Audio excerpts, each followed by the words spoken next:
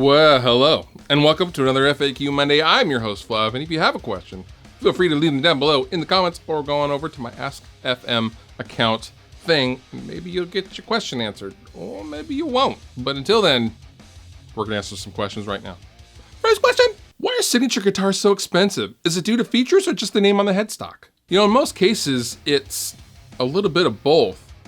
Having a signature guitar myself, it's been very interesting to know the business side of having a signature guitar. Now, for definition's sake, a signature guitar for this conversation, we're going to define as a guitar that with a configuration that is not currently made on the market. Now, there are a lot of signatures that are literally just the same as a regular production version with a signature. For example, Bjorn from In Flames, he has an Epiphone Black Beauty Les Paul that is identical in every way, shape, and form to the regular Epiphone Black Beauty guitar. I don't even know why they did that. I mean, I think it has a fancy inlay on the headstock, but that's about it. And it's like way more money than the regular one.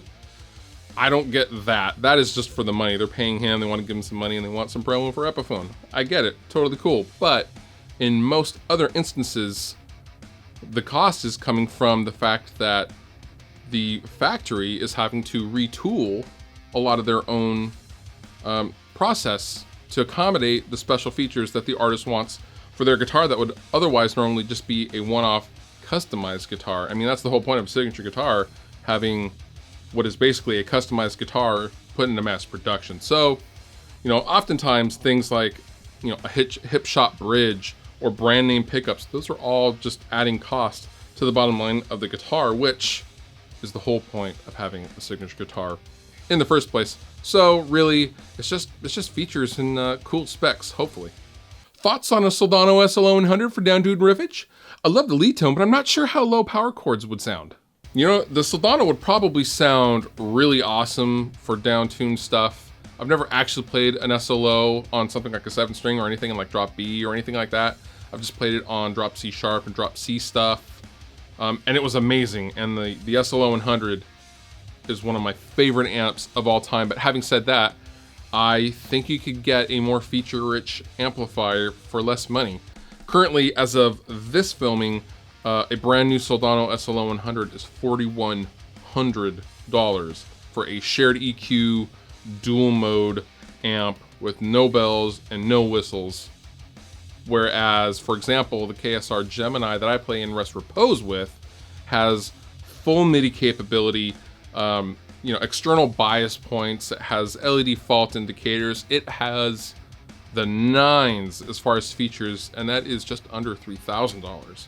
So, I mean, you're saving yourself over $1,000 right there with that example. But if you're looking for just lead stuff and, you know, detuned riffage and stuff like that, you get a PB5150 or something like that.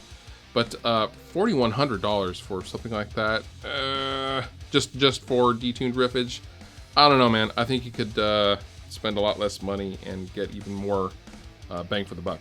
Hey Fluff, cab grabber or amp clamp? You know, that is an interesting question, sir. I've been asking myself the exact same thing. I have my KSR Gemini in a live-in head/rack case, and I have a Mesa Boogie 212 on top of that, and it makes for a very compact but large sounding setup.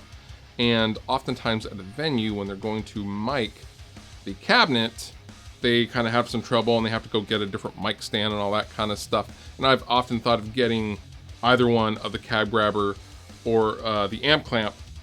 The amp clamp, you actually have to screw in the mount for the boom arm to hook into, whereas the amp clamp is just a spring-loaded clamp. But the spring-loaded clamp can be kind of hokey depending on the cab that you use, and I've had one of those before, and I did like it, but it always kind of pivots on the clamp point and kind of turns, and you have to readjust, and I don't know. But I'm thinking about getting the amp clamp just to try it out, because you know what? My gigging 212 is going to get beat up anyway, so I might as well just put two small screw holes in the side for the mount. I mean, why not, right? This week, my suggestion is for you gearheads and you motor enthusiasts in general. I'm a car guy, well, kind of an old car guy, and I know a lot of you guys are also into cars as well. I recently saw this awesome episode of Jay Leno's Garage where he gets to take out a 1961 Dodge Polara police car, which is only the second one in existence still left from the early 60s. The California Highway Patrol ordered a whole bunch of Polaras in the early 60s, and they beat the crap out of them, and none of them really survived, except for two.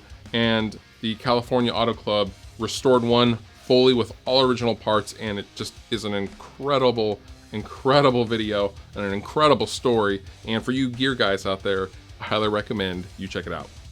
You've been wonderful. I have been Fluff. Thank you so much for watching, and I'll see you next time.